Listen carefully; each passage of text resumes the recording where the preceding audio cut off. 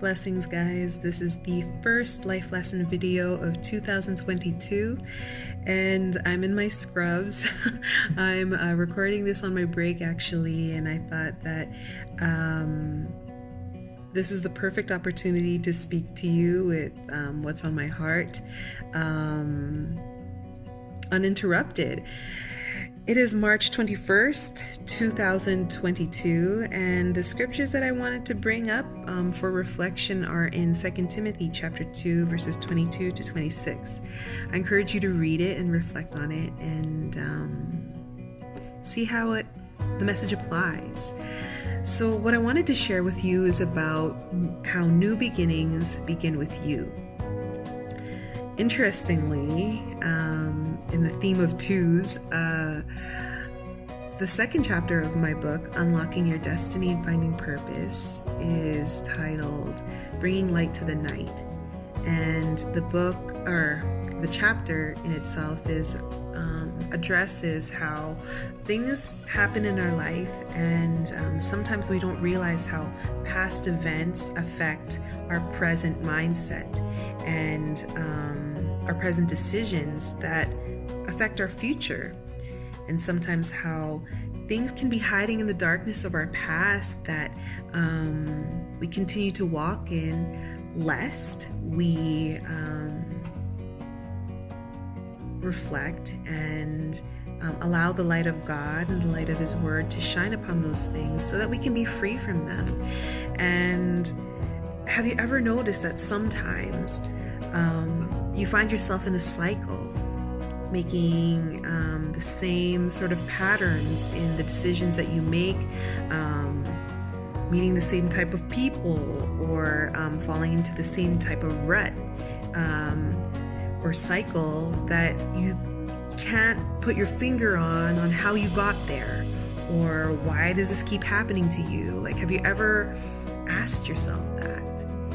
And what was on my heart to share, especially today, regarding this topic is it's the first day of spring. Well, for me, I'm working nights, so for me it's the first day of spring, and it's a new season, it's a new year, and why not walk into a new season, a new year, with a new mindset, a new you? Let this spring be a season to spring forth new things, new blessings, new adventures that break you free from the old cycles and traps of the past, like I'm not saying all things that have happened in the past are bad, but like sometimes do you find that as they say, some things come back to haunt you? I want to take this opportunity to allow the Word to shine light in things that might be hiding in the dark places of your past, so that this season, this time, this year, you can spring forth with a new mindset, free from anything that can set you back to repetitive cycle. I'm going to read you the scriptures. It's in 2 Timothy chapter 2, verses 22 to 26. It says, "Run from anything that stimulates youthful lusts. Instead, pursue righteous living, faithfulness, love, and peace. Enjoy the companionship of those who call on the Lord with pure hearts. Again, I say, don't get involved in foolish, ignorant arguments that only start fights. A servant of the Lord must not quarrel, but must be kind to everyone, be able to teach, and be patient with difficult people. Gently instruct those who oppose the truth. Perhaps God will change those people's hearts, and they will learn the truth. Then they will come to their senses and escape from the devil's trap, for they have been held captive by him to do whatever he wants." That's pretty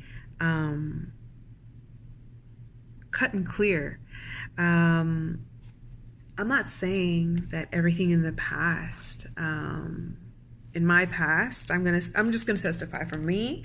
I'm not saying everything that in the past was bad in my life, but I definitely find now, when I reflect on my youthful self, that I made some dumb decisions, you know? Like, can you relate? Like, that when you look back at your youthful self, you're like, dude, what was I thinking, you know?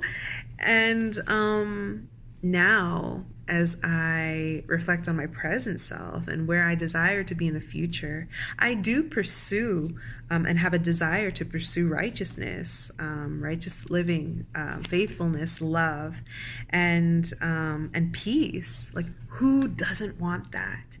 So I'm just saying, this day, this season, this year, that let this word shine on places of darkness that are traps that try to get you to fall back into old cycles. And let this be a point in your journey for you to be able to spring forth into new beginnings, because new beginnings begin with you. Have a blessed day. Until next time, hopefully I won't be in scrubs the next video, but however the Lord leads, I pray that you are blessed.